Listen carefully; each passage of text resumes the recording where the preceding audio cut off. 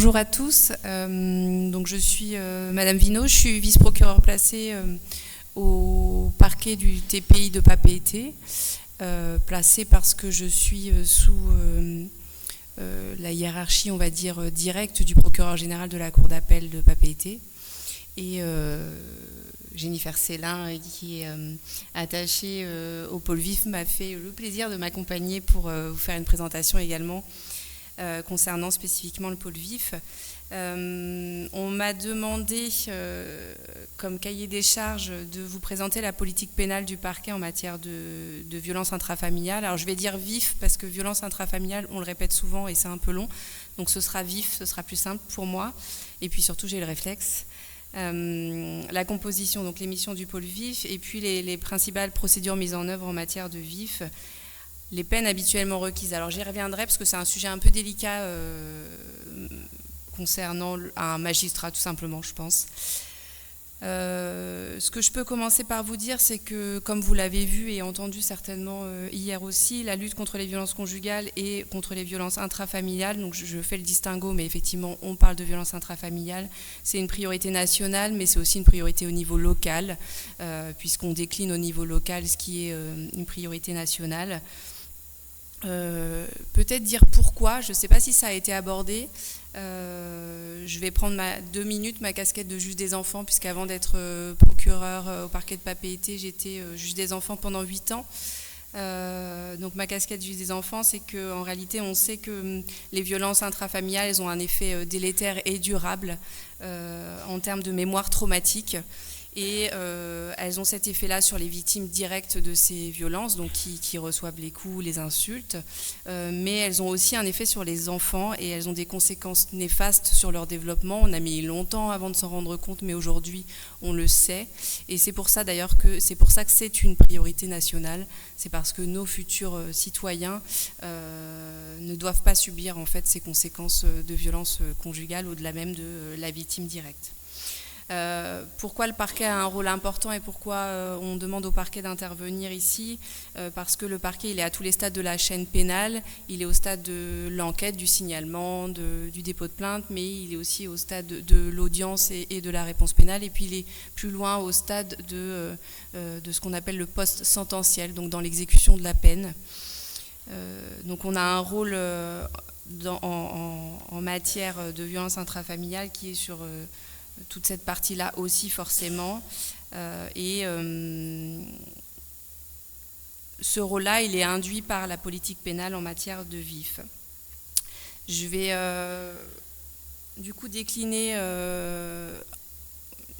les parties de la chaîne pénale finalement pour venir intégrer plus spécifiquement et avec une loupe un peu ce qui concerne les vifs, hein, parce que vous doutez bien que je traite aussi des vols, forcément, à la permanence, je ne traite pas que des vifs, hein, donc il y a des spécificités qui sont liées aux vifs, mais finalement il y a aussi des choses qui concernent toutes les infractions et le rôle du procureur concerne toutes les infractions. Premièrement, l'article 41 du Code de procédure pénale que vous devez connaître normalement, c'est le procureur de la République qui procède ou fait procéder à tous les actes nécessaires à la recherche et à la poursuite des infractions à la loi pénale. Plus communément, on dit qu'il dirige l'enquête, il dirige l'activité des forces de l'ordre. En matière de vif, concrètement, il est donné comme directive que les mains courantes et les renseignements judiciaires au sein des gendarmeries, renseignements judiciaires, main courante pour la police, doivent constituer l'exception. Et donc en matière de vif, c'est la plainte et c'est l'ouverture d'une enquête judiciaire systématique qui est le principe.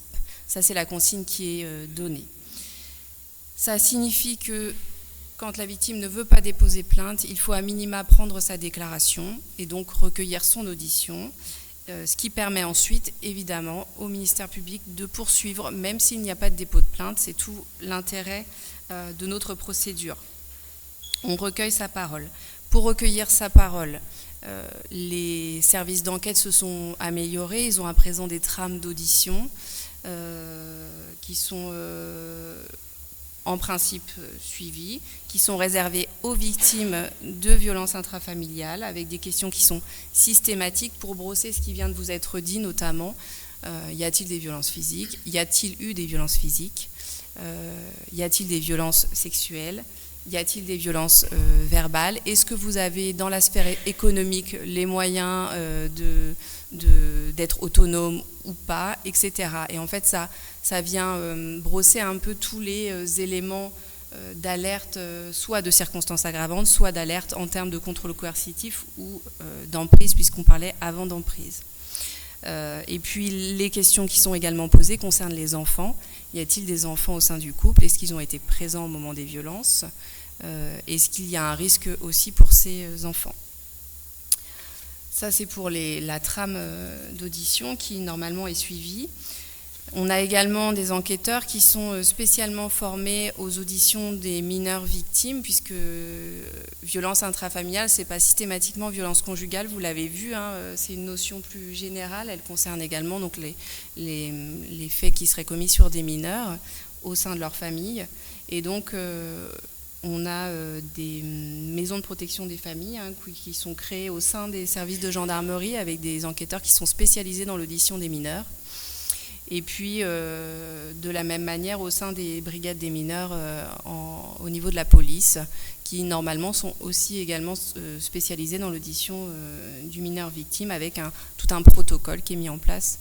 Alors, qui s'appelait le protocole Mélanie, qui s'appelle toujours le protocole Mélanie. Ouais. Enfin, c'est la salle Mélanie, mais je crois que le protocole a changé de nom. Ça va me revenir. Mais ça s'appelait Mélanie, mais c'est la même idée. C'est une salle spéciale avec des jouets, etc., qui puissent être entendus et qui puissent mimer, si besoin, les actes qu'ils ont vécus sans forcément les nommer. Et c'est filmé. Ce qui est tout l'intérêt, c'est qu'ensuite, au procès d'assises, on peut voir le film sans avoir à réentendre la personne qui a été victime, et notamment le mineur. Ensuite, vous dire qu'en matière de vif, le principe, la directive qui est donnée en termes de politique pénale, c'est que les auteurs sont systématiquement placés en garde à vue et que ce sont des infractions qui sont suivies donc, à la permanence du parquet par le magistrat de permanence, le plus souvent en temps réel, parfois avec un décalage quand l'auteur n'a pas été appréhendé immédiatement. Ce qui permet aussi aux services d'enquête de réaliser tout un tas d'investigations en amont de la garde à vue si jamais l'auteur n'a pas été appréhendé. Il y a un certain nombre d'investigations qui sont sollicitées en matière de vif, qui ne sont pas forcément sollicitées dans d'autres circonstances, parce que la plaignante, enfin je ne dirais pas la plaignante, la victime est quelquefois beaucoup plus fuyante que pour un fait de vol ou un fait de conduite sans... Enfin de vol ou d'autres fois où elle pourrait être victime, pardon, plus fuyante, ne voulant pas déposer plainte, ne voulant même pas des fois être entendue du tout, mais pourtant elle reste à protéger. On doit donc solliciter, quand on le peut, que l'enregistrement aux forces de l'ordre soit saisi, parce qu'elle a pu appeler et nommer ce qui s'était passé à ce moment-là précis, mais ensuite ne plus jamais y revenir et ne plus être entendue sur le sujet. On doit demander aux enquêteurs de rechercher les antécédents du mis en cause et de joindre les précédentes procédures, ce qui nous permet de déterminer s'il y a toujours le même mode opératoire dans le passage à l'acte, et puis de voir où le couple en est par rapport aux précédents faits de violence qui ont eu lieu. Il y a eu la nécessité de préserver immédiatement les preuves, puisque, encore une fois, la victime ne va pas forcément aller voir un médecin, elle ne va pas forcément aller à l'unité médico-judiciaire. Je crois que vous aurez peut-être une intervention, peut-être pas. Vous n'avez pas réussi.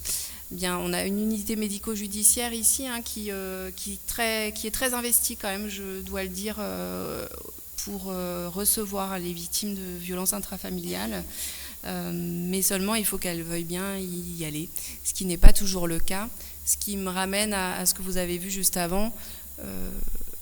Pour pouvoir obtenir une qualification supérieure en matière de violence intrafamiliale, on doit avoir une ITT, sinon on est sur des violences sans incapacité totale de travail au sein du couple, donc par le conjoint, ex-conjoint, etc. Mais on ne pourra pas ajouter une autre circonstance aggravante puisque la loi ne le permet pas. ce qui nous fait encourir une peine de 3 ans d'emprisonnement. Et l'ITT, c'est le médecin qui la fixe. Donc si la victime n'y va pas d'ITT.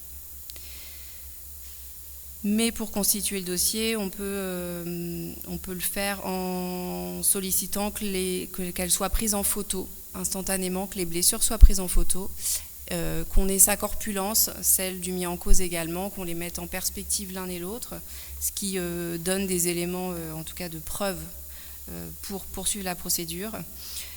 Ils doivent aussi réaliser une enquête d'environnement auprès de la famille, auprès des employeurs, et les expertises psychologiques, que ce soit de l'auteur ou des victimes, ne sont pas obligatoires, en tout cas pas en matière de violence volontaire. Elles sont obligatoires en matière de violence sexuelle, donc agression sexuelle, viol, l'expertise psychiatrique est obligatoire. Mais pour le reste, elle est fortement recommandée pour comprendre le passage à l'acte et puis pour comprendre aussi la situation de la victime, où est-ce qu'elle en est dans le processus de départ ou pas, et comment elle se sent par rapport aux violences vécues, ce qui permet également d'obtenir une ITT aussi à ce niveau-là. Bon, la réalité, c'est qu'on ne le fait pas systématiquement, parce que tout simplement, on n'a pas assez d'experts pour pouvoir le faire systématiquement, et qu'on doit bien réfléchir à quel moment on veut vraiment les employer, on en a besoin. Et puis, ils sont plus en capacité de répondre sur le temps d'une garde à vue, donc de 48 heures si on la prolonge. Les enquêteurs ont aussi l'obligation de rechercher systématiquement les armes. C'est une petite liste exhaustive, mais elle est quand même importante, donc je vous la fais. Et puis en dernier lieu, de vérifier la présence des mineurs, parce que nous avons une qualification spéciale à présent qui concerne les violences conjugales qui ont eu lieu en présence d'un mineur. Alors la loi ne dit pas mineur enfant du couple, la loi dit mineur qui a assisté aux faits. Les familles qui vivent avec, je sais pas, la nièce, le neveu, des amis qui seraient présents et leur enfant serait présent, si l'enfant assiste aux violences, à ce moment-là, on rentre dans cette qualification-là. Voilà. Le texte ne précise pas. Bon. Ce que je peux ajouter, c'est au niveau justement de cette question des mineurs et des victimes, c'est que l'autre rôle du parquet en matière de violence intrafamiliale, c'est bien de prendre en compte la victime et les enfants. C'est ce qui fait qu'à la permanence, ce sont des infractions quand même qui nécessitent d'élargir son spectre d'intervention quand même. On doit envisager de demander une enquête victime. La consigne au sein du parquet de Papeete, c'est de demander une enquête victime systématiquement lorsque le mis en cause est présenté devant le procureur de la République. Donc à ce moment-là, on fait intervenir la page. Je pense que Madame Moreau interviendra. Voilà. Après-demain. On peut également demander une enquête pour évaluer le besoin d'un téléphone grave danger. On ne fera pas les deux en même temps, on privilégiera l'une ou l'autre en fonction des circonstances, et auquel cas c'est également la page qu'on sollicite. Et puis on peut solliciter une évaluation sociale auprès de la DSFE, donc de la protection de l'enfance, pour évaluer la situation des enfants dans le contexte qu'ils subissent, avec leur mère victime de violences conjugales. J'avoue que j'étais de permanence la semaine dernière et je pense que j'ai beaucoup sollicité la DSFE puisque j'avais beaucoup de mineurs qui étaient présents, ou en tout cas dans un contexte familial très difficile. Et puis si le mineur est lui-même victime, qu'on est dans un cadre intrafamilial, on a du coup un parent qui est soit mis en cause pour les faits et donc qui ne peut pas faire œuvre de son autorité parentale à ce moment-là. Et puis, parfois, un parent qui est un peu en difficulté pour se positionner face à l'autre parent auteur des faits et donc venir protéger l'enfant en déposant plainte.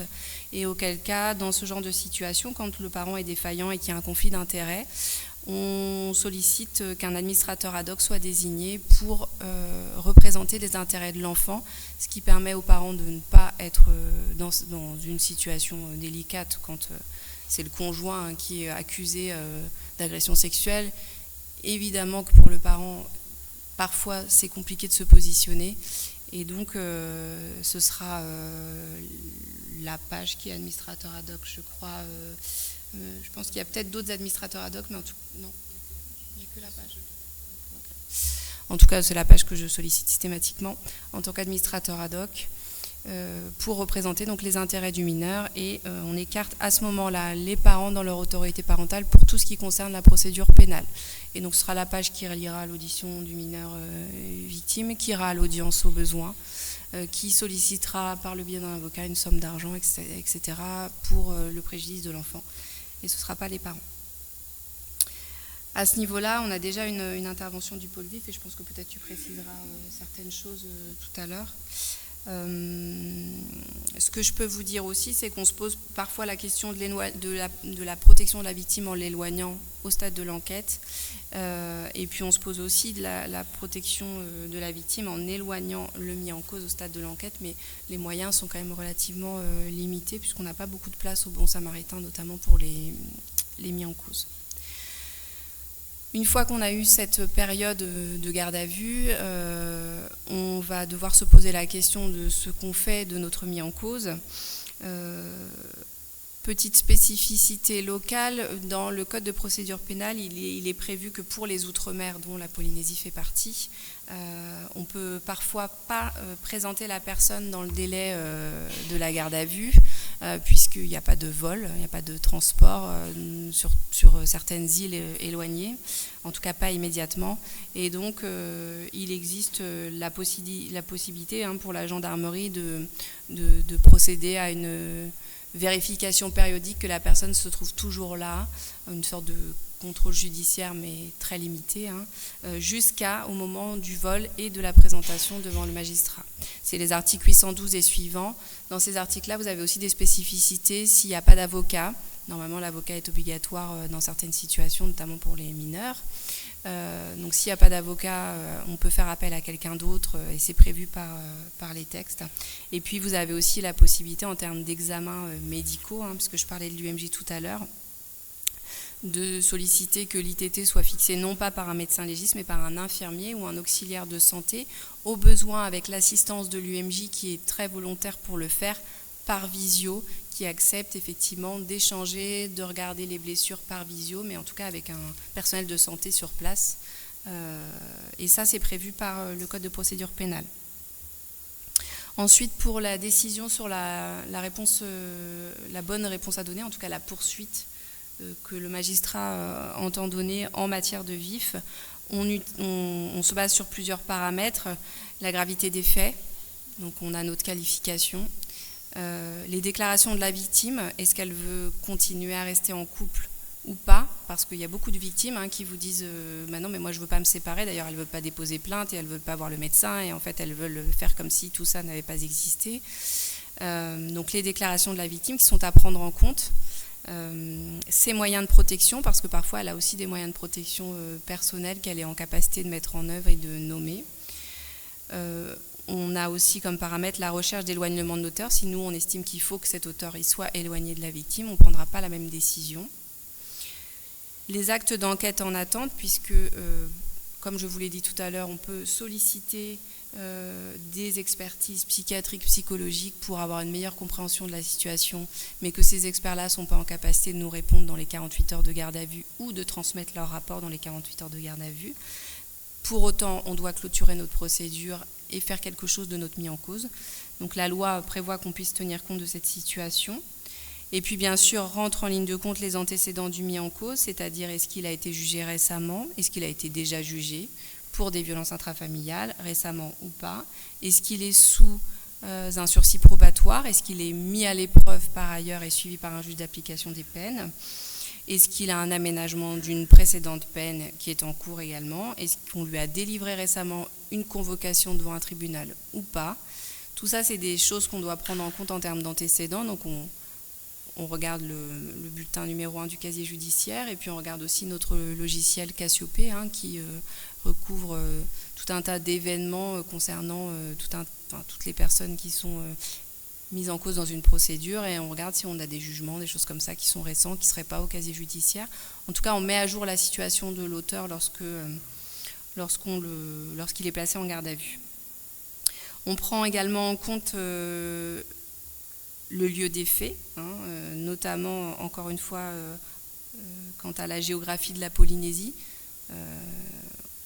On ne réagira pas de la même façon si c'est aux Marquises ou s'il est à Papeete dans la réponse pénale, parce qu'il faudra prendre en compte le fait qu'il ne peut pas être présenté tout de suite, que pour autant il y a un danger pour la victime. En tout cas, c'est des réflexions qu'on se doit d'avoir. Et la temporalité de la réponse pénale, c'est un dernier des paramètres, puisqu'on doit tenir compte des délais d'audiencement de la juridiction. Pour donner un ordre d'idée, actuellement, les audiences de comparution sur reconnaissance préalable de culpabilité sont fixées en janvier 2027. Voilà. Donc forcément, c'est des informations dont on tient compte quand on doit prendre une décision. Les auteurs de violences intrafamiliales, on doit les juger plutôt rapidement que plutôt tardivement, donc pas dans un an. Voilà. En fonction de tous ces éléments, on a plusieurs voies de poursuite. La première voie de poursuite, c'est celle classiquement qu'on met en place quand il n'y a pas d'antécédent. C'est ce qu'on appelle l'alternative aux poursuites ou la troisième voie. Donc pas d'antécédent de violence et en l'occurrence, les nouveaux faits sont des violences peu graves, sans ITT, sans emprise ou contrôle coercitif avéré, c'est-à-dire qu'on n'a pas d'éléments qui nous font ressortir un danger plus constant, plus durable. Et donc à ce moment-là, on doit mettre en place une alternative aux poursuites. Alors vous en avez plusieurs types. Moi, j'en ai listé quelques-unes qui étaient surtout intéressantes en matière de vif.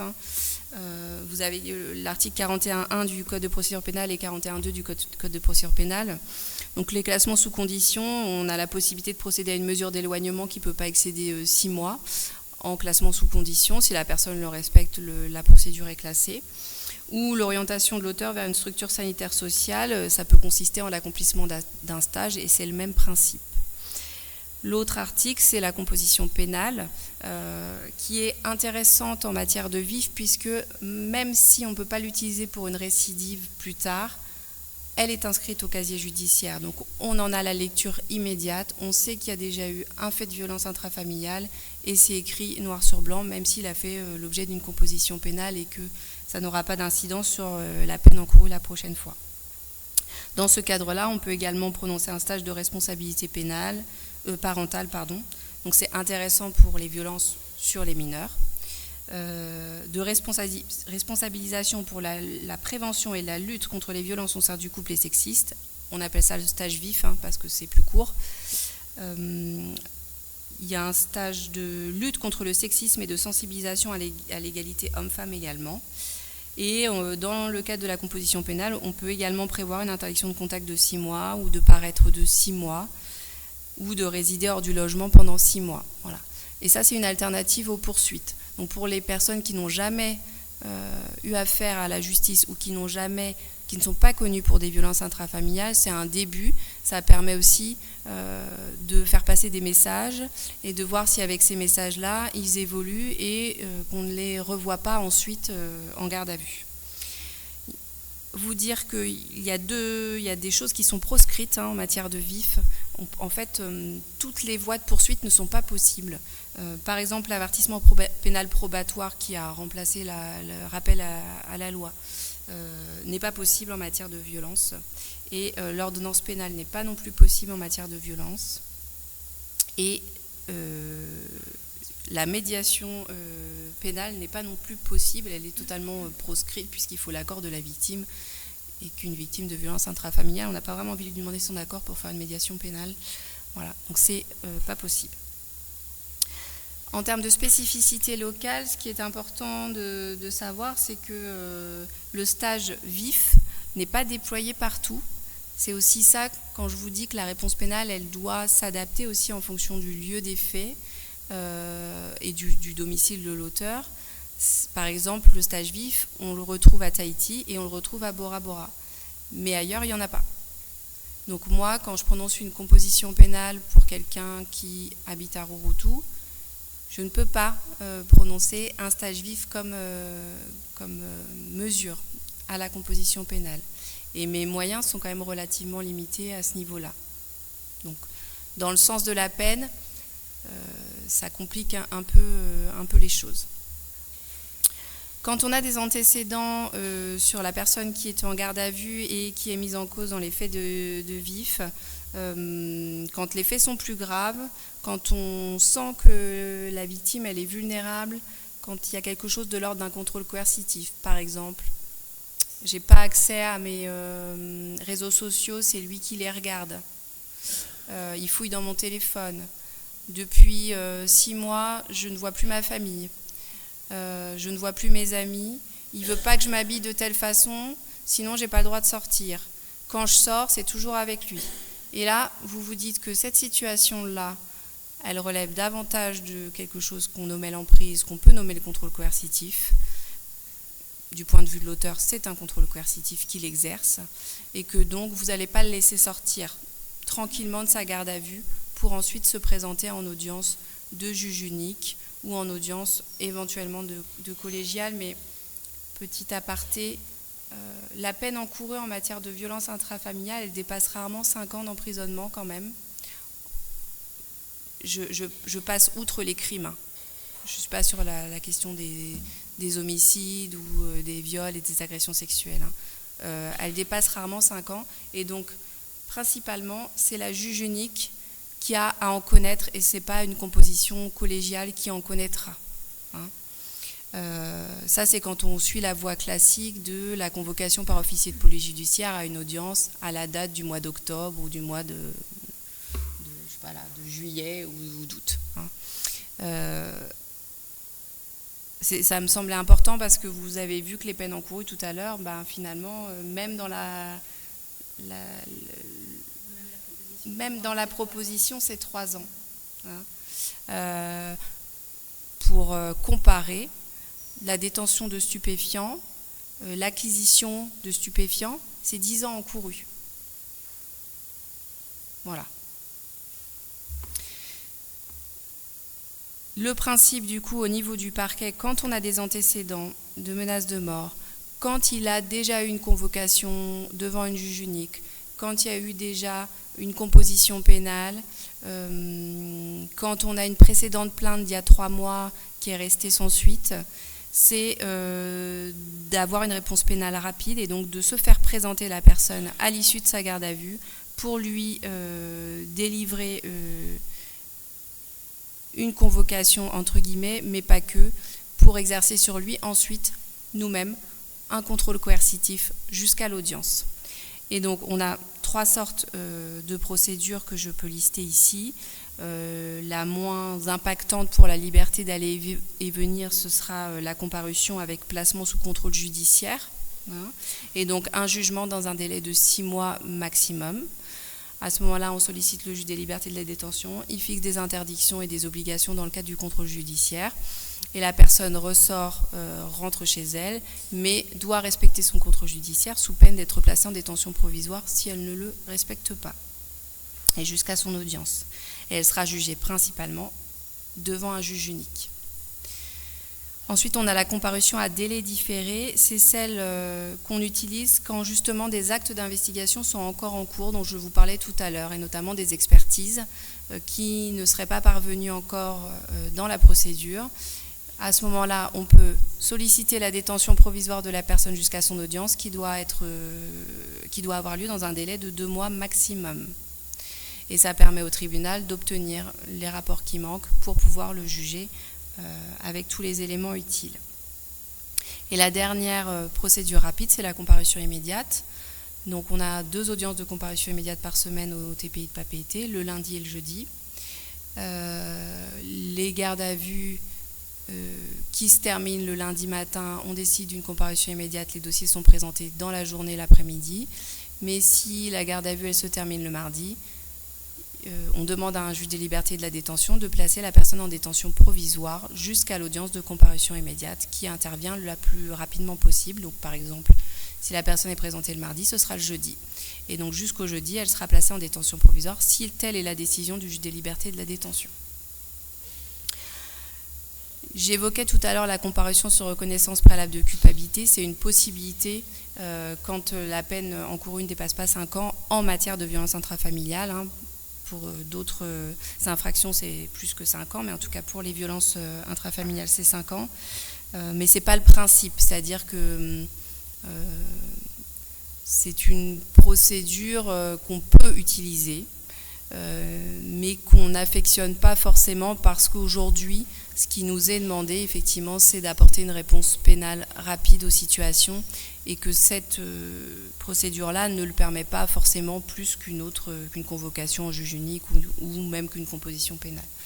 Mais ça fait partie des poursuites possibles.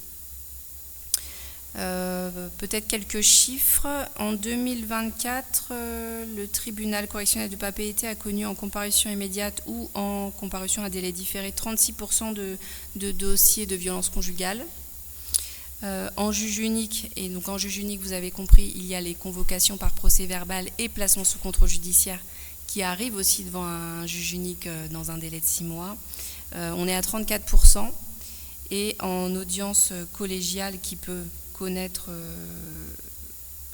et des comparutions à délai différé et ou des CPV-CJ, on est à 15%, en CRPC on y est à 10%. Donc vous voyez ce que je vous ai dit se décline en termes de chiffres aussi, c'est-à-dire que ce qui connaît le plus de violences conjugales finalement c'est la comparution immédiate ou la comparution à délai différé. Voilà, 36%. Le reste, ce sera d'autres infractions qui viendront nourrir l'audience. Je vous disais que donc, le parquet il est aussi au stade du post-sententiel et donc dans la composition et les missions du pôle vif, on retrouve un peu cette question du post-sententiel quand même, puisque finalement le pôle vif intervient, parce que la loi le lui dit, intervient quand il y a des décisions qui sont déjà rendues. Et donc je vais laisser la parole à Jennifer Célin pour présenter l'émission du pôle vif. Bon, la composition, ça va aller vite, mais au moins l'émission. Bonsoir à tous, merci pour l'attention. Je vais vous prendre entre 5 et 10 minutes de plus. Donc Jennifer Célin, moi je suis au pôle vif du parquet de Papeete. Donc c'est un pôle qui existe depuis le 1er janvier 2023, qui a été créé pour faire face en fait à une augmentation exponentielle du volume de violences intrafamiliales en Polynésie. Sachant que le parquet de Papeete avait déjà mis en place un certain nombre d'outils et de choses pour permettre d'absorber la masse aussi et de réagir à ces situations qui sont très spécifiques. Donc avant même la création du pôle vif, vous aviez déjà des magistrats référents au sein du parquet, à savoir un magistrat en charge de la protection des mineurs victimes et un magistrat en charge des violences conjugales, ce qui permet une spécialisation déjà des acteurs. Après ça, on a eu aussi, ce que vous le verrez après, le pôle vif, en fait, c'est une instance de coordination entre différents partenaires avec lesquels on travaille au quotidien, voire même plusieurs fois par jour. Donc il fallait aussi un espace d'échange. Donc ça s'est traduit par la création d'une boîte mail, et ça peut paraître très basique comme ça, mais ça permet d'avoir que tous les partenaires puissent avoir un point d'attache unique pour échanger sur certaines situations de violence intrafamiliale sans forcément passer par un magistrat référent qui ne serait peut-être pas disponible à ce moment-là, et surtout avec l'élargissement après les magistrats référents, comme on vous l'a dit, il y avait le pôle vif qui a été créé depuis 2023, donc qui vient de fêter ses 3 ans, au sein duquel on est 3. Donc moi je suis en charge des violences conjugales pour Tahiti et Moorea. Ma collègue Johanna Amar qui est en charge des mineurs victimes pour Tahiti Moorea, et on a notre collègue Marjorie Vincent Genot qui est en charge à la fois des mineurs victimes et des violences conjugales pour les archipels. Parce qu'on sait, comme Madame Vino vous l'a expliqué tout à l'heure, il y a certaines spécificités pour les archipels et il y a un volume très important à Tahiti et Moorea, et du coup pour assurer la protection la plus efficace possible de toutes les victimes de violences conjugales et de tous les mineurs victimes, l'idée c'était de séparer Tahiti et Moorea pour qu'on puisse se concentrer là-dessus et que la collègue fasse les archipels avec leurs spécificités et avec aussi une vigilance accrue, parce que c'est vrai qu'au départ, vous en doutez, il y a quand même un volume considérable d'affaires. C'était pas toujours évident d'assurer un même niveau de vigilance entre Tahiti, Moorea et les archipels. On faisait vraiment au mieux, mais c'est quand même beaucoup mieux depuis qu'on est 3. Avant, on était 2 et on est resté 2 assez longtemps, donc on est très content d'être 3 aujourd'hui. Pour ce qui est de nos missions, donc on va avoir une vision, on va essayer en fait d'être un organe de coordination en fait entre différents services.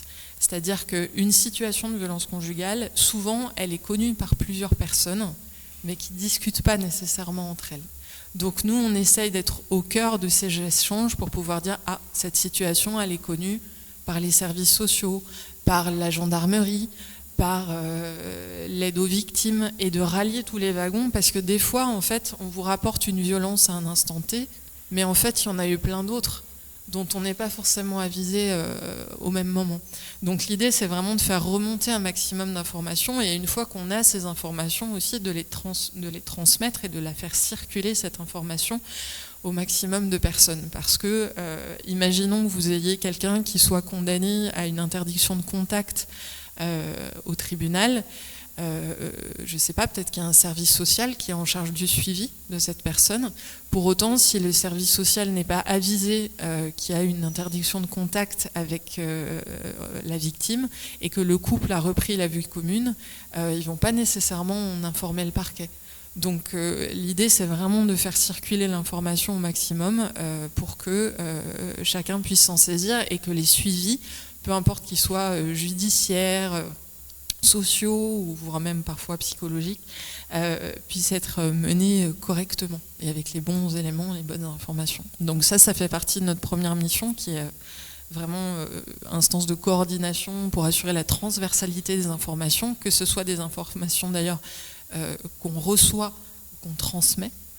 Et la deuxième grosse partie de notre travail, c'est vraiment d'assurer la sécurisation des victimes qui ont besoin de mesures de protection particulières, en plus de celles qui pourraient déjà être prononcées, parce qu'on prononce une peine, certes, mais la peine, je ne sais pas si... Non, vous ne faites pas de cours de sanction pénale ? Malheureusement, non. Alors la peine, elle est toujours évolutive. En fait, la peine, elle a déjà plusieurs états. Vous avez une peine encourue, on vous en a parlé, on encourt 5 ans d'incarcération, etc. Vous avez la peine prononcée, qui n'est pas toujours celle qui est encourue. On va faire attention aux circonstances, à comment ça s'est passé, aux antécédents, etc. Et il y a encore quelque chose qu'on sait moins, c'est que vous avez la peine exécutée, et que la peine exécutée n'est pas toujours la même que celle qui a été prononcée. C'est-à-dire que à l'audience, monsieur va être condamné à 3 ans d'emprisonnement, par exemple, mais pour autant, il ne va peut-être pas faire 3 ans en détention, il va peut-être sortir avant. Donc nous, l'idée, c'est de faire en sorte que personne soit pris de court par une évolution de la peine, par exemple, et de surveiller tout le monde. Donc pour rebondir un peu sur ce que disait Madame Vino, donc ça c'est ce qui nous prend grosse partie de l'activité, au tribunal, vous avez des audiences tous les jours. Le lundi, le mardi, mercredi, jeudi, vendredi. Vous avez des audiences tous les jours, qu'elles soient collégiales ou juge unique ou comparution sur reconnaissance préalable de culpabilité. Par journée, il y a un type d'audience. Donc les CI, le lundi et le jeudi. Et dans ces audiences, vous avez très souvent des faits de violence conjugale. On a pris le parti, quasiment depuis le début de l'instauration du pôle vif, d'assurer un suivi sur toutes les condamnations avec interdiction de contact. Qu'est-ce que ça veut dire concrètement ? C'est-à-dire qu'à partir du moment où une interdiction de contact est prononcée par le tribunal correctionnel, il va y avoir un suivi qui va être fait du condamné, qu'il soit incarcéré ou pas. Comment ça se traduit ? Donc nous, on ne fonctionne pas du tout sans partenaire. On n'existerait pas si on n'avait pas l'appui en premier lieu de l'association d'aide aux victimes, donc de la PAGE, que certains d'entre vous connaissent peut-être sous un autre nom, qui est Teramaora. C'est-à-dire que donc nous, on va identifier les situations dans lesquelles il y a une interdiction de contact et saisir l'association d'aide aux victimes pour qu'elle mène une évaluation de la situation de la victime et qu'elle apprécie si la victime a besoin de mesures de protection supplémentaires. Parce que il arrive malheureusement que les interdictions de contact judiciaires ou de paraître ne soient pas respectées. Alors même s'il y a certaines victimes qui ne le respectent pas elles-mêmes, pour tout un tas de raisons, on connaît la complexité aussi des violences conjugales, notamment. Mais l'idée, c'est de voir si elles veulent bénéficier de mesures de protection. On y reviendra dans quelques instants. Tout ce qui va être téléprotection grave danger, donc téléphone grave danger, notamment, et puis des mesures de protection aussi sur les mineurs. Donc en gros, comme je vous expliquais, on reçoit tous les rôles. Donc les rôles, c'est les décisions en fait qui sont rendues par le tribunal tous les jours. On les reçoit tous les jours et tous les jours on examine et on identifie les situations à risque. Et après on saisit la page pour qu'il mène une évaluation victime. Donc nous après, on assure un suivi particulièrement des condamnés détenus parce que comme je vous ai dit, la peine elle est évolutive. Donc là, pour vous donner un exemple, on a actuellement 87 détenus qu'on suit. C'est-à-dire que dès qu'il y a une modification de la peine, c'est-à-dire est-ce qu'ils vont sortir plus tôt, est-ce qu'ils vont avoir une permission de sortie, est-ce qu'ils vont être placés à domicile sous bracelet, dès que la peine va changer, qu'ils ne vont plus être en détention, on prévient. Donc on saisit tout de suite, dès que la décision est rendue, la page pour qu'elle sache qui sont les victimes qu'on va devoir évaluer. Et toutes les semaines, on fait l'inventaire de tous les condamnés qui sont en détention pour voir si oui ou non la peine a évolué, est-ce qu'il va sortir plus tôt, est-ce qu'il va bénéficier d'un aménagement, etc. etc. Donc ça permet vraiment, en fait, l'idée du pôle, c'est d'éviter les trous dans la raquette. Je pense que vous l'aurez compris. C'est vraiment d'éviter les trous dans la raquette et d'avoir un maximum d'informations qui viennent de partout et nous-mêmes d'aller les chercher, d'être le plus proactif possible. Donc pour ces outils d'évaluation, on a plusieurs moyens. On a les enquêtes TGD, les évaluations victimes, et c'est des liens constants et des liens quotidiens avec tous les partenaires pour approfondir des situations, pour enquêter aussi, évaluer au-delà de la victime elle-même de violences conjugales, les enfants, est-ce qu'il y a des suivis au niveau de la DSFE, est-ce que le juge des enfants est saisi. Donc voilà, ça c'est vraiment une grosse partie de notre activité. Et après de suivre d'éventuelles mesures de protection qui vont être prises en plus de celles qui ont été fixées par le tribunal. Donc la première d'entre elles, je ne sais pas si vous connaissez le principe, parce qu'on en entend parler, mais peu de gens savent forcément de quoi il s'agit, c'est le téléphone grave danger. Donc actuellement on en a 16 qui sont déployés sur le territoire, sachant que c'est un dispositif, donc comme son nom l'indique, de téléprotection, c'est-à-dire que la victime est géolocalisée en temps réel par un dispositif qu'elle a tout le temps sur elle et qui lui permet de contacter grâce à un bouton spécial directement police secours. Et en fait, sachant que les victimes qui bénéficient de ces dispositifs-là sont préalablement identifiées auprès de toutes les forces de sécurité intérieure, c'est-à-dire qu'à partir du moment, on en a encore une attribution aujourd'hui, à partir du moment où le téléphone grave danger est attribué à la victime, toutes les instances qui auraient à connaître de difficultés sont aussitôt informées que madame ou monsieur truc bénéficie du téléphone grave danger et qu'elle réside ou il réside à tel endroit et que le numéro de téléphone c'est le temps, etc. Voilà. Donc téléphone grave danger, ça aussi on fait un suivi régulier et après vous avez aussi une mesure, parce qu'on a beaucoup parlé pénal, en même temps c'est normal, c'est la semaine du droit pénal, mais vous avez des mesures civiles aussi de protection des victimes, à commencer par quelque chose dont vous avez peut-être déjà entendu parler, qui est l'ordonnance de protection. L'ordonnance de protection, c'est une mesure qui va intervenir pour protéger une victime de violences conjugales qui n'auraient pas d'autres mesures de protection. Par exemple, vous avez pas de contrôle judiciaire en attendant une audience, ou alors la personne a déposé plainte mais c'est pas encore traité et elle a des inquiétudes, donc le juge aux affaires familiales peut décider d'une mesure d'éloignement qui va durer 12 mois, ça c'est assez récent, ça date de fin 2024. Avant, c'était 6 mois, et avant ça, c'était 4 mois. Donc aujourd'hui, c'est 12 mois pour la protection, sachant que le juge aux affaires familiales va pouvoir ordonner l'interdiction d'entrer en contact, des interdictions de paraître, que ce soit au domicile, sur le lieu de travail, sur le lieu de scolarisation des enfants. Il y a des mesures de protection aussi pour les enfants, avec la suspension des droits de visite et d'hébergement, avec des visites médiatisées ou même des interdictions de contact avec les enfants selon les situations. Donc ça, c'est pour le volet civil. Et juste un détail que je n'ai pas mentionné tout à l'heure à propos des téléphones grave danger, c'est qu'ils ne peuvent être attribués qu'à certaines victimes, donc victimes de violences conjugales, comme le thème l'impose, mais aussi les victimes de viol, hors cadre conjugal d'ailleurs.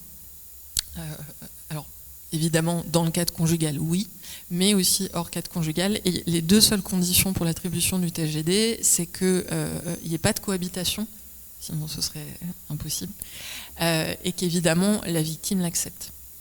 Donc, on fait énormément de saisines de l'association d'aide aux victimes parce qu'il y a énormément d'interdictions de contact qui sont ordonnées. Pour autant, comme je vous disais, 16 TGD attribués actuellement, ça ne fait pas beaucoup. Donc, le fait les victimes ne veulent pas toutes bénéficier d'une téléprotection grave danger. Parfois, elles ne veulent pas tout de suite. Ça peut être différé dans le temps parce qu'elles attendent de voir un peu comment la situation va évoluer. Et finalement, ça s'impose parce que la personne qui est soumise aux interdictions de contact ne va pas les respecter, va faire la pression, va harceler, etc.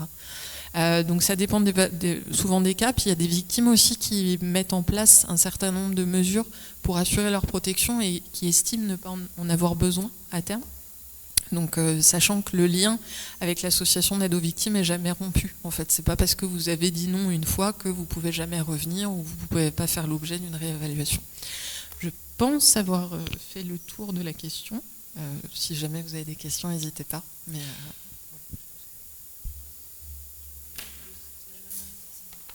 Ah oui, juste une dernière chose.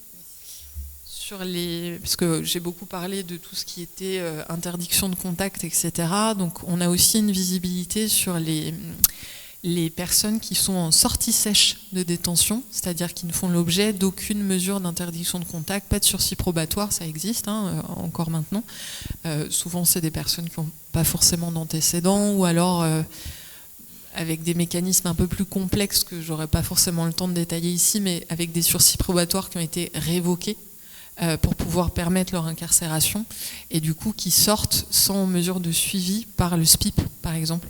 Et donc ça c'est des situations qui sont identifiées, identifiables et pour lesquelles on va prévenir la victime aussi en disant est-ce que vous êtes inquiète? Est-ce que vous avez, alors pas nous directement, encore une fois la page, je redis, on ferait pas grand chose sans nos partenaires et celui-là en particulier, mais voilà, donc on essaye vraiment d'éviter au maximum des trous dans la raquette. Et alors, ça demeure toujours perfectible, c'est sûr, mais on fait vraiment le maximum depuis 3 ans pour éviter les trous dans la raquette. Merci de votre attention.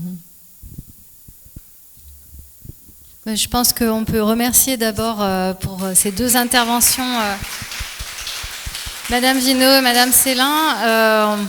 J'ai appris beaucoup de choses sur le fonctionnement du pôle vif, merci beaucoup. C'est très instructif de voir justement que la coordination s'est instaurée parce que effectivement, sans la communication entre les différents services, c'est difficile de protéger au mieux les victimes. Alors, est-ce qu'il y a des questions? Profitez-en, oui? Je fais du sport en même temps, c'est bien.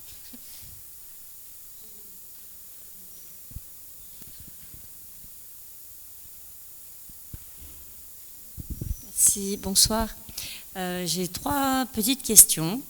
De mémoire, les 2 dernières années, j'ai lu dans les journaux la condamnation d'un couple parental, donc père et mère, parce qu'ils avaient été condamnés donc, pour violence conjugale, est-ce à dire que, en présence de leurs enfants. Est-ce à dire que la loi reconnaît une forme de violence réciproque dans les couples? Ma deuxième petite question, c'est La violence vicariante est aujourd'hui reconnue et elle se définit par l'utilisation, entre guillemets, des enfants par l'un ou l'autre parent pour faire pression, chantage, menace sur l'un ou l'autre parent. Est-ce que aujourd'hui cette violence vicariante qui impacte et enfants et doublement, c'est-à-dire à l'échelle des enfants et à l'échelle du père ou de la mère, est-elle aussi en voie d'être reconnue par la loi? Et troisième petite question, pourquoi les stages vifs sont-ils rendus possibles à Bora Bora et pas à Moorea, par exemple? Merci.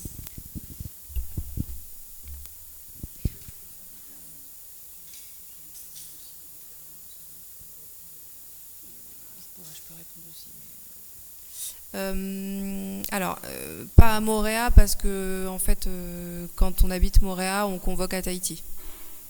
Voilà. Donc vous inquiétez pas, ils échappent pas non plus au stage vif pour autant. Mais en revanche, il n'y a pas de stage vif à Nuku'iva. Voilà. Et là, on les convoque pas à Tahiti. Par rapport à ce que vous disiez sur les violences réciproques, en fait, la loi, elle dit pas qu'il y a ou pas violence réciproque. Elle parle de violence volontaire d'une personne sur une autre qui entraîne ou non une incapacité totale de travail. Et quand un père et une mère sont poursuivis, tous les deux, alors je ne sais pas de quel dossier on parlait, et j'avoue que je n'aime pas trop parler de dossiers que je n'ai pas moi-même lus, mais si je pense à ce que moi j'ai pu faire dans ma pratique, c'est davantage quand les violences sont au même niveau. La réponse ou le début des violences en fait est de part et d'autre se fait de manière simultanée. Et quand la gravité des faits est sensiblement identique, auquel cas le choix du ministère public parfois c'est de poursuivre les deux parents. Peut-être que la présence du mineur a eu pour effet de poursuivre les deux parents parce qu'ils étaient au même niveau dans ce qu'a subi cet enfant finalement en assistant à la scène de violence de ses parents. Voilà, je ne peux pas aller plus loin dans la réflexion par rapport à votre dossier, mais en tout cas, la loi, elle ne dit pas que telle infraction ne peut être poursuivie que quand c'est réciproque, pas du tout. Hein, on est bien sur deux infractions distinctes qui concernent deux auteurs distincts, qui concernent deux victimes, et en fait, ce sera peu ou prou la même qualification qui sera prise. Après, sur la partie vicariante, tu pourras compléter, mais sur la notion de violence vicariante, évidemment que les enfants sont souvent utilisés dans ce genre de situation, et la loi a tenté d'y répondre par notamment la possibilité de retirer l'autorité parentale ou l'exercice de l'autorité parentale. La question tout à l'heure était sur la suspension de l'autorité parentale. En réalité, le texte il dit qu'on peut retirer la titularité. Je précise parce que quand on parle d'autorité parentale, on est soit sur la titularité, soit sur l'exercice. Et donc la loi indique qu'on peut retirer en matière de violence intrafamiliale. En matière de crime, c'est différent. Hein. Le tribunal doit motiver spécialement le fait de ne pas vouloir retirer l'autorité parentale en matière de crime. Hein. Donc là, c'est facultatif en matière de délit. On peut retirer l'autorité parentale, donc la titularité de l'autorité parentale. On peut retirer l'exercice de l'autorité parentale, mais le parent en reste titulaire. Et donc, en retirant la titularité de l'autorité parentale, il n'y a plus cette question d'enfant qui sert dans les violences. En retirant l'exercice, c'est moins vrai puisque on va dire le père, pour faire plus simple, mais bon, évidemment que les violences conjugales concernent les hommes ou les femmes en tant qu'auteurs ou victimes, mais on peut quand même se dire que c'est principalement les femmes qui sont victimes. Donc le père aura quand même le droit d'être informé de tous les actes de la vie de l'enfant. C'est-à-dire qu'il n'a plus le droit de donner son avis, de prendre de décisions, mais par contre, il reste informé. Et donc, quelqu'un qui exerce un contrôle coercitif, en restant informé, continue d'exercer un contrôle coercitif parce que c'est très facile de se présenter à l'école de l'enfant puisqu'on sait où est cette école, que c'est très facile d'aller à la piscine de l'enfant qui a une activité extrascolaire, etc. Donc forcément, quand on maintient l'exercice de l'autorité parentale, il existe un risque de continuer le contrôle coercitif de la part de l'auteur et que le plus strict, c'est le retrait de la titularité de l'autorité parentale, avec toujours cette possibilité pour le parent ensuite de se voir recouvrer son autorité parentale, sa titularité, en sollicitant le juge des affaires familiales, mais il ne peut pas le faire avant le délai d'1 an. Voilà. Simplement pour préciser qu'en fait, même si les violences vicariantes, parce qu'en fait, les violences vicariantes en soi, ça tombe bien comme question, parce que j'ai lu un article dessus hier. En fait, elles sont pas réservées entre guillemets aux violences qui sont commises sur les enfants. En fait, c'est des violences qui sont commises sur un enfant, en premier lieu évidemment, mais ça peut être aussi sur un animal, pour en fait faire du mal à une autre personne. Voilà. Et, enfin, pour faire du mal à madame ou à monsieur, ça pourrait arriver, mais majoritairement c'est quand même madame. Mais, et du coup, c'est déjà réprimé. Tu vois, par exemple, il y a eu un cas, il n'y a pas très longtemps, de violence vicariante extrêmement grave à Maupiti, sauf erreur. Il me semble que c'était en août 2025. Voilà, où dans un contexte de séparation, monsieur s'en est pris à l'enfant commun, qui n'est pas passé loin de mourir. Donc évidemment, après, ça ne porte pas le nom de violence vicariante, ça s'appelle violence vicariante, mais légalement, ça restera des violences sur mineurs par ascendant, en l'occurrence. Sur mineurs de 15 ans par ascendant, et là on a été plutôt sur une qualification encore plus grave, parce qu'on était passé plutôt du côté de la tentative de meurtre. Donc violence vicariante, ça n'apparaît pas effectivement dans le code pénal, pour autant c'est une façon de nommer les choses de la même manière, enfin un état de fait en fait, de la même manière que le contrôle coercitif en fait va nommer un état de fait. Après, est-ce que ça a vocation à être intégré dans la loi? Je ne sais pas. Pour autant, je ne suis pas certaine que ça change quelque chose aux infractions qui sont poursuivies ou à la peine qui est encourue. Tu vois. Alors pour compléter juste sur ce point, c'est qu'en fait le caractère vicariant, ça relève du mobile.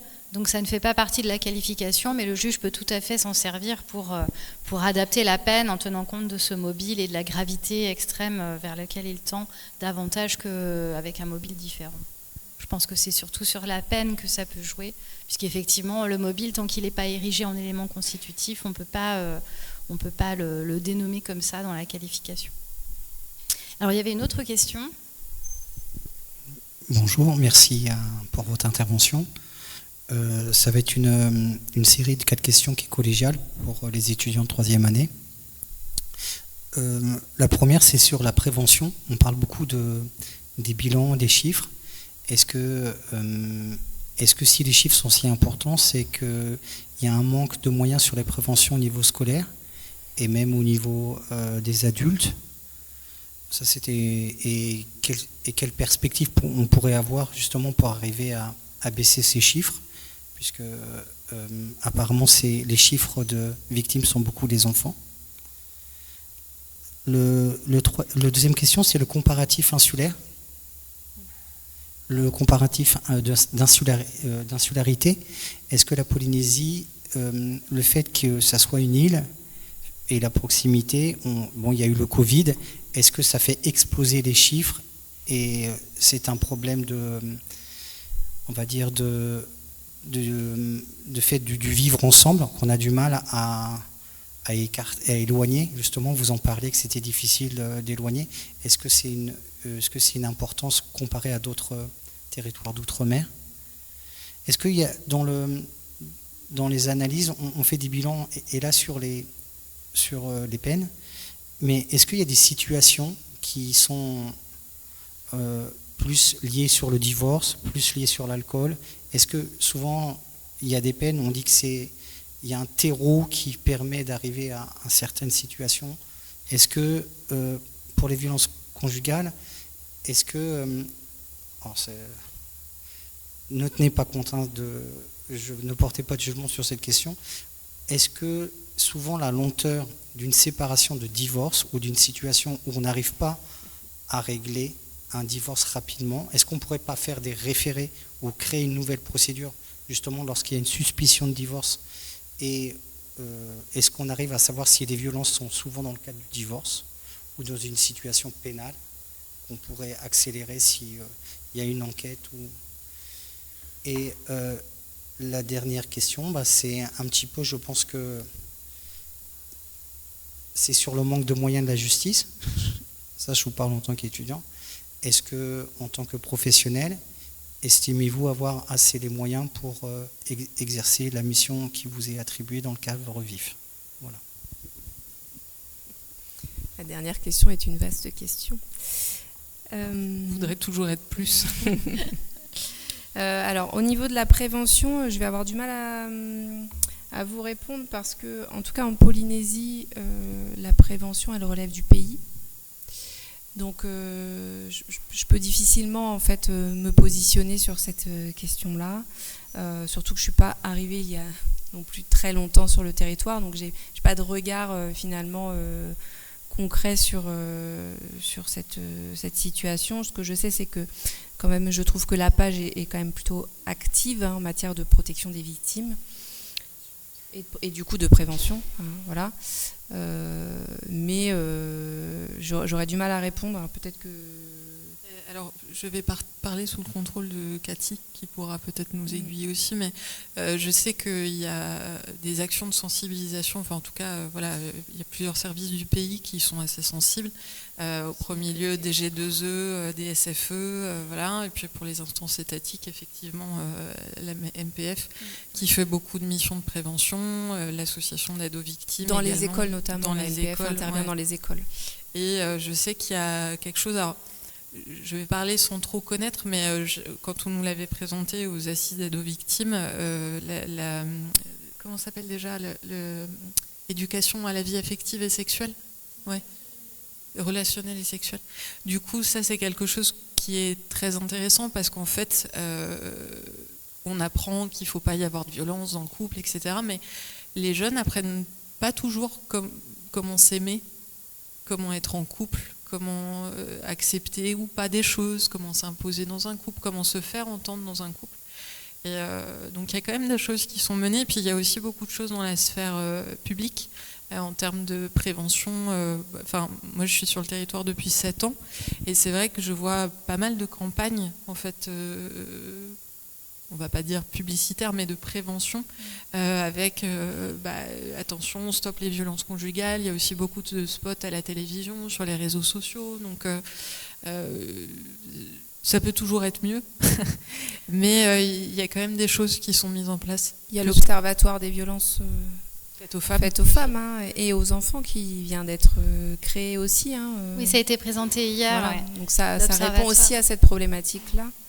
Après, sur la question de l'insularité et de l'explosion des chiffres depuis le Covid, au moment du Covid, moi j'étais en métropole, les chiffres des violences intrafamiliales, ils ont explosé partout, en fait. C'est pas propre à la Polynésie. Des audiences où on juge principalement des violences intrafamiliales, il y en a partout. Je ne peux pas comparer avec les autres outre-mer, mais pour moi c'est pas spécifique à la Polynésie.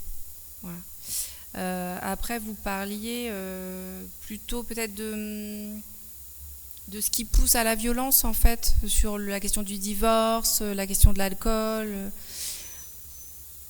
Il y a souvent, mais pas tout le temps, de l'alcool ou du paca ou de l'ice, qui évidemment engendre des passages à l'acte impulsifs. Ça oui, mais c'est pas systématique. Et d'ailleurs, quand ça n'a pas lieu, souvent on vient essayer de trouver une réponse, et quand on ne trouve pas de réponse, c'est peut-être là qu'on met en place une expertise pour essayer de comprendre qu'est-ce qui pousse l'auteur sans désinhibiteur à passer à l'acte. Parce que ça veut dire que dans un autre contexte, il pourrait refaire la même chose en fait, si on n'arrive pas à désamorcer la situation. Après, sur la question de la lenteur du divorce, on en parlait encore il n'y a pas si longtemps avec les JAF. On juge très vite les divorces ici, donc ça ne marche pas. Beaucoup plus vite qu'en métropole. Peut-être qu'en métropole, c'est ce qui pousse aux violences intrafamiliales parfois, mais ici, je ne pense pas qu'on puisse considérer que c'est une cause de passage à l'acte du tout. Surtout que, si je peux me permettre, 6 et 12 mois, ouais, c'est quand même parfois moins. Il y a des divorces restreint. qui sont prononcés en 5 mois. Ouais. Et très souvent, en fait, les violences sont la cause d'une procédure de divorce. C'est plutôt dans le sens inverse, en fait. Ouais, c'est-à-dire qu'elles vont décider de faire une action, de faire une requête en divorce et une procédure de divorce parce que outil les violences, on en a marre. Des violences dans le cadre d'un divorce, je pense à d'éventuelles mesures d'ordonnance de protection qu'on aurait. En général, les deux sont déposés ensemble. Mais la difficulté, en fait, surtout le terreau en fait, des vifs, au-delà des toxiques et des addictions, etc., évidemment les séparations. C'est clairement des moments critiques en fait, pour les violences intrafamiliales. C'est la remarque que je faisais quand on est venu en voiture. Je faisais la remarque que finalement, dans les dossiers que j'ai eu à connaître jusqu'à présent, il y a très peu de personnes mariées. Il y a énormément de violences conjugales, mais très peu de personnes mariées. Donc effectivement, divorce, c'est lié au mariage. Par contre, il y a souvent des séparations. Et ça fait vraiment partie des moments un peu charnières. Nous, c'est ce qu'on a remarqué, en fait, c'est que les séparations sont des moments charnières. Après, il y a aussi d'autres facteurs, parce que c'est vrai que là, on a beaucoup circonscrit aux violences conjugales, mais si on parle des vifs plus largement, alors pour ceux que ça intéresse, et je pense soit il est déjà intervenu, soit il interviendra, il y a une étude extrêmement intéressante de Loïs Bastide, sur les violences intrafamiliales en Polynésie. Il n'était pas disponible. Qui est à la fois qui est accessible facilement, hein, mais où notamment il évoque parce que un des premiers problèmes pour les vifs, c'est le foncier, c'est les affaires de terre. Donc on retrouve moins ça dans les violences conjugales, quoique des fois les tensions familiales sont telles que en fait ça finit par se répercuter sur les couples. Mais il y a aussi beaucoup de violences intrafamiliales entre frères et sœurs, entre ascendants-descendants, etc., mais qui sont liées à des conflits fonciers. Donc ça aussi, c'est une réalité. Et après, sur les moyens, oui, ça peut toujours être mieux. Après, on a le problème de moyens humains, pas assez d'experts, qui ne sont pas assez bien payés, donc ou voire pas payés du tout quand le budget n'est pas voté. Ou qu'on n'a plus de budget. Voilà, donc des fois on en est à compter les post-it. Oui, c'est une réalité. On en est parfois à compter les post-it. On a trouvé on a trouvé une solution au TPI de Papeete, puisque on est passé en tout numérique et que du coup toutes les procédures sont dématérialisées. Donc au moins on n'est plus sur la question du manque de papier et de la ramette de papier, donc ça fait moins de photocopieurs, moins d'imprimantes, etc. Mais effectivement, c'est un vrai sujet, et c'est encore plus un vrai sujet ici, puisque quand on a une personne qui est décédée dans des circonstances suspectes dans les archipels, le rapatriement du corps coûte extrêmement cher en termes de frais judiciaires. Voilà.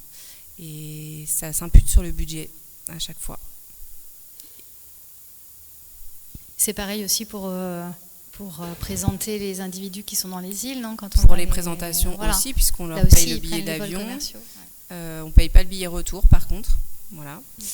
Mais ça a des vraies conséquences, parce que s'ils sortent libres parce qu'ils sont sous contrôle judiciaire, en fait, on leur permet pas de rentrer. On n'a pas les moyens de leur permettre de rentrer, donc on ne leur permet pas de rentrer, c'est pas prévu. Et donc, il faut qu'ils trouvent à rentrer par leurs propres moyens, et parfois, ils se retrouvent en situation d'errance sur Papeete parce qu'ils ne peuvent pas rentrer. Et en même temps, nous, on ne pouvait pas décemment les laisser sur leur île continuer à commettre des violences conjugales. On devait les présenter, mais c'est ici que ça se passe. Voilà. Donc oui, concrètement, ouais, c'est une vraie question qui ne se pose pas ailleurs en métropole, en tout cas. Oui, l'insularité, ouais, ça engendre beaucoup de questions. Oui, c'est problématique de la personne qu'on relâche et qui ne peut pas rentrer. On a eu l'occasion de l'évoquer avec le JLD, c'est compliqué. Est-ce qu'il y a d'autres questions ? Oui. La dernière question, peut-être, je n'ai pas regardé l'heure, mais on va peut-être libérer nos intervenants.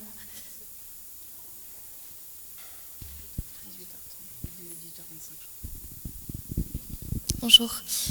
J'avais une petite question à Madame Selin. Par rapport à la plateforme du coup, de coordination VIF, vous disiez que l'intérêt, c'était justement de créer du lien avec tous les partenaires, ce qui est très important. Effectivement, on voit le manque de lien en métropole, enfin en tout cas sur le plan associatif, quand on accompagne les victimes, du coup. Et je me posais la question de comment vous fonctionnez, en fait, quelle est la procédure ? Est-ce que vous fonctionnez de la même manière à chaque fois ? C'est-à-dire, par exemple, quand vous recevez une information ou bien...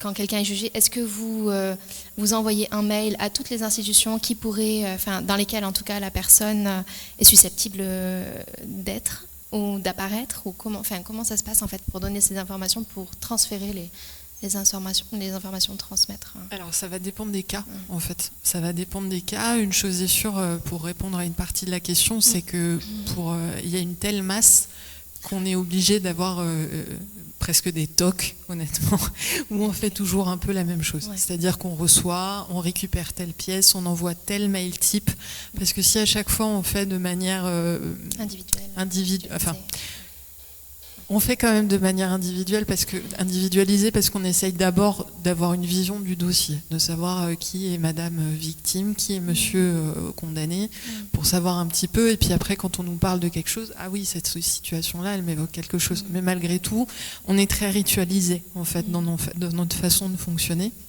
Et après, pour avertir, vous allez avoir des personnes qui sont toujours dans la boucle. Par exemple, quand on va solliciter une enquête téléphone grave danger, suite à une condamnation avec interdiction de contact, on envoie un mail toujours aux mêmes personnes. Et là, en l'occurrence, ça va être le SPIP, ça va être... et puis après, on a aussi nos partenaires qui font des liens avec d'autres partenaires. Donc, pour un exemple très précis, on va recevoir un jugement avec une interdiction de contact. Enfin, on sait qu'une interdiction de contact a été ordonnée par le tribunal hier, par exemple. On fait une saisine de l'association d'aide aux victimes avec en copie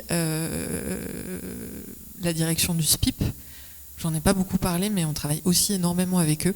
La direction du SPIP et les juges d'application des peines, parce que cette communication et cette transversalité d'information, elle fonctionne à la fois à l'extérieur, avec les partenaires, mais aussi en interne. Donc, et beaucoup en interne, parce que évidemment, il faut aussi que les juges d'application des peines soient informés que les victimes sont placées sous téléprotection grave danger, etc. Après, il y a tout l'aspect mineur aussi que j'ai assez peu évoqué, parce que c'est pas ma partie, même si je sais ce qu'il en est, mais il arrive aussi qu'on prévienne la cellule signalement, par exemple, qu'il y a une mesure, ou alors qu'on suive une situation qu'on sait suivie par la cellule signalement et qu'on actualise un petit peu les données pour qu'après eux transmettent aux cellules, aux circonscriptions concernées.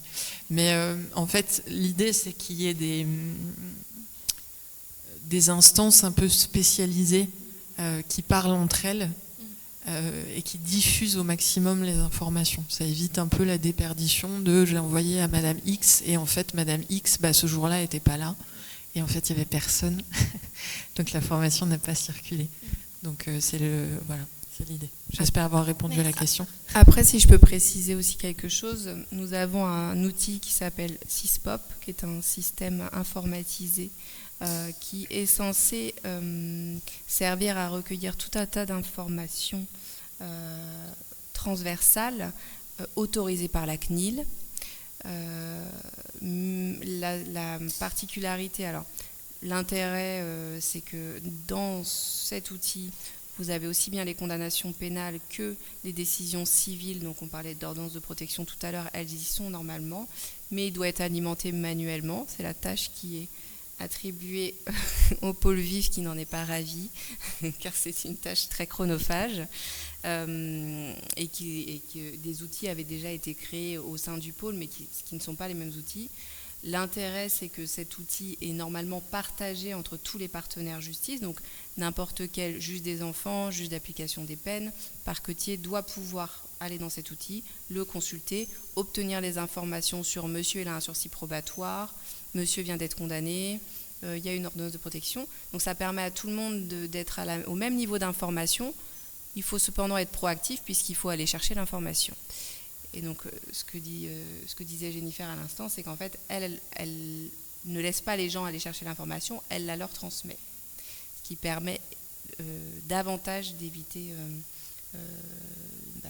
que les mailles du filet soient relâchées et d'éviter un homicide tout simplement, puisqu'au bout du compte, c'est ce qu'on cherche.